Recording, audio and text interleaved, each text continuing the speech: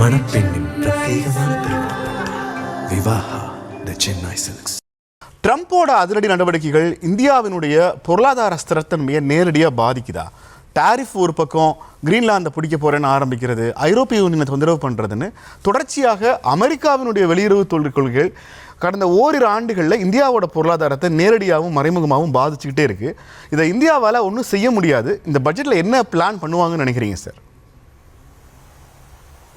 Sir, இந்த விதத்தில் Trump எடுக்கின்ற நடவடிக்கை அமெரிக்க குடிமகன்களுக்கு சாதகமாக இருக்கும் சார்.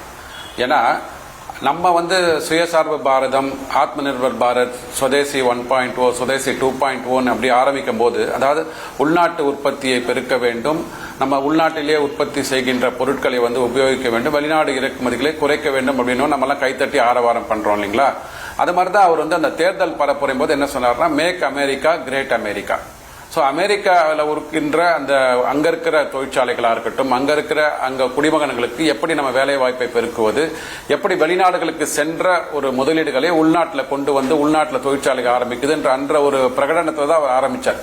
அதுல மாற்று கருத்து இல்லை. ஆனா என்ன ஒரு பிரச்சனை வருது அப்படின்னா, நீங்க அண்டை நாடுகள் எந்தெந்த நாடுகளோட ட்ரேட் பண்ணணும், வியாபாரம் பண்ணணும், இம்போர்ட் பண்ணணும், எக்ஸ்போர்ட் பண்ணணும்னு சொல்லிட்டு ஒரு பெரியண்ணன் மனப்போங்கு, அதாவது இந்த சர்வாதிகார மனப்பான்மை இருக்கு பாத்தீங்க இல்லையா?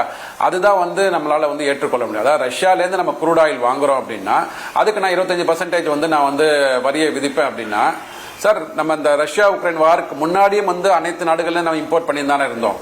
ஏன் குறிப்பாக நீங்க ரஷ்யால இம்போர்ட் பண்றதுனால மட்டுமே 25% அடிஷனல் டாரிஃப் போடுறீங்க அப்படின்னா, தன்னுடைய நாட்டு கரன்சியை புறக்கணித்து விட்டு, அதாவது அமெரிக்க டாலரை புறக்கணித்து விட்டு நம்ம மற்ற நாடுகளோட, அந்தந்த நாடுகளோட இருக்கிற கரன்சியோட நம்ம ட்ரேட் பண்ண ஆரம்பிச்சதுனால என்ன ஆச்சுன்னா, அந்த டாலரின் முக்கியத்தன்மை இழக்க ஆரம்பித்தது. அதுதான் அவருக்கு பயம். ஏன்னா அவங்க கரன்சி நோட்டை அடிச்சு நோட் அடிச்சு பிரிண்ட் பண்ணி வச்சிருக்காங்க. நாளைக்கு அந்த நோட்டுகளுக்கு ஒரு செல்லா காசாக மாறிவிட்டது என்றால் அமெரிக்க பொருளாதாரம் கொஞ்சம் கீழே படுபாதாரத்துக்கு போக ஆரம்பிக்கும். அதுதான் இந்த பிரிக்ஸ் நாடுகள்ல ஒரு 2 மாநாடுகளுக்கு முன்னாடி பாத்தீங்கன்னா, அனைத்து நாடுகளும் அந்த பிரிக்ஸ்ல உள்ள நாடுகள் என்ன பண்ணாங்கன்னா, நம்ம பிரிக்ஸுக்குள்ள ஒரு கரன்சியை, காமன் கரன்சியை நோக்கி போவோம், டி டாலரைசேஷனை நோக்கி நம்ம போவோம். ஏன்னா டாலர் என்பது நீங்க கரன்சின்றத பாக்குறத விட ஒரு கமாடிட்டியா பாருங்க, ஒரு பொருளாக பாருங்கள். எந்த பொருளுக்கு டிமாண்ட் அதிகமாக இருக்கிறதோ, தேவை அதிகமாக இருக்கிறதோ, அந்த பொருளின் விலை உயர ஆரம்பிக்கும் இல்லைங்களா? இப்போ ஒரு கார் புதுசா லான்ச் பண்றாங்க அப்படின்னா, அந்த கார் நல்ல காராக இருந்ததுன்னா அந்த காருக்கு விலை உயர ஆரம்பிக்கும்.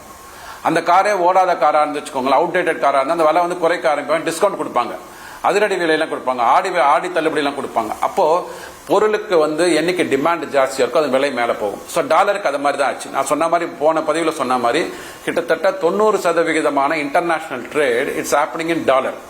அது ஒரு அரசியல் காரணமாக கடந்த ஒரு 30-40 வருடங்களா அப்படிதான் பண்ணிருக்காங்க அவங்க. ஏன்னா 1974 பாத்தீங்கன்னா சவுதி அரேபியாவோட ஒரு அமெரிக்கா ஒரு குரூட் ஆயில் அக்ரிமெண்ட் போட்டாங்க. அதுக்கு என்ன சொன்னாங்கன்னா, நீங்க யாருக்கெல்லாம் குரூட் ஆயில் விற்கிறீங்களோ, சவுதி அரேபியா யாருக்கெல்லாம் குரூட் ஆயில் விற்கிறீங்களோ நீங்க டாலர்ல வித்துருங்க. அதை டாலர் வித்தன என்ன ஆகும், சவுதி அரேபியாவுக்கு டாலர் கிடைக்க ஆரம்பிக்கும்.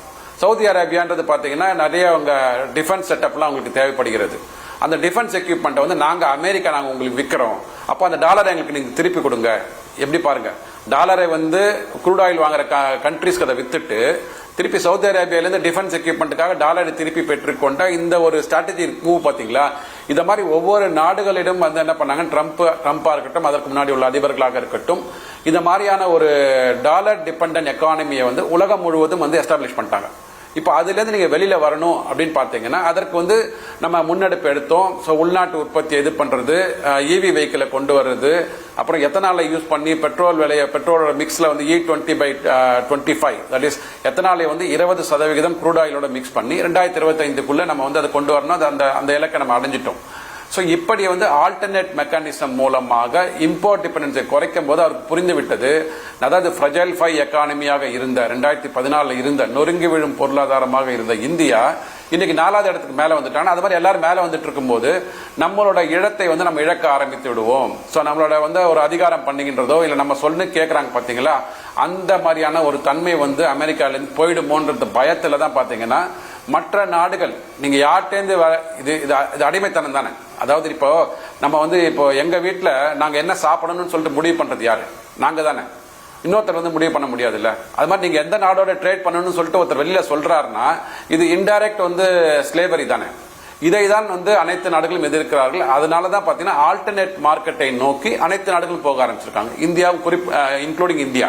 அதனால தான் இப்ப நம்ம கிட்டத்தட்ட பாத்தீங்கன்னா ஒரு 6 நாடுகளோட ஃப்ரீ ட்ரேட் அக்ரிமெண்ட் சைன் பண்ணியிருக்கோம்.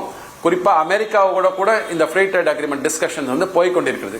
இந்த வருட முடிவுக்குள்ள 2026க்குள்ள அந்த ஃப்ரீ ட்ரேட் அக்ரிமெண்ட் கன்க்ளூட் ஆகும்னு சொல்றாங்க.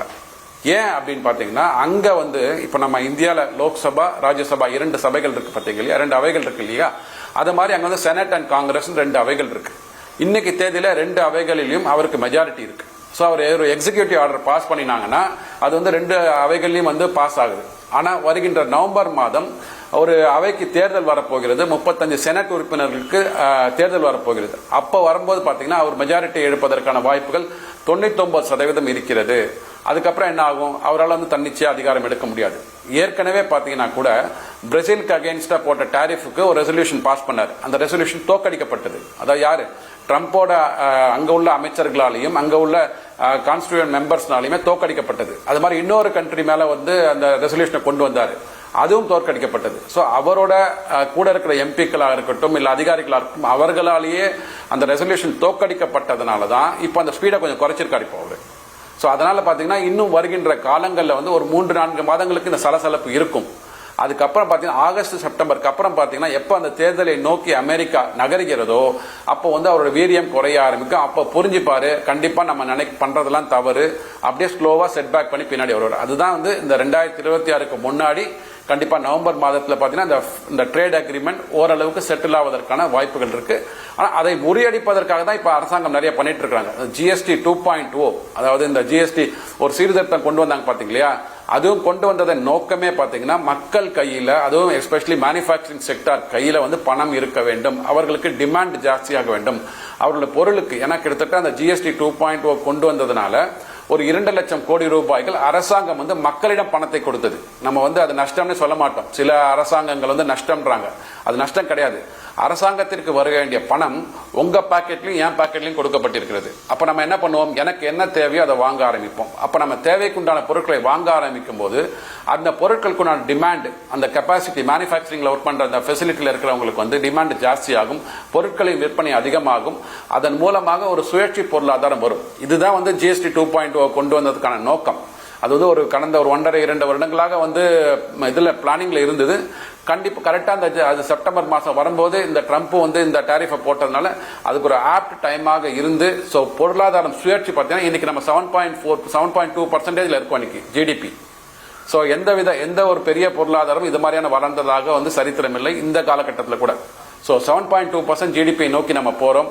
அடுத்த வருஷமும் அதே ரேஞ்சில் இருப்போம். 6.8 to 7.2 வந்து பொருளாதார ஆய்வறிக்கையில் சொல்லியிருக்காங்க.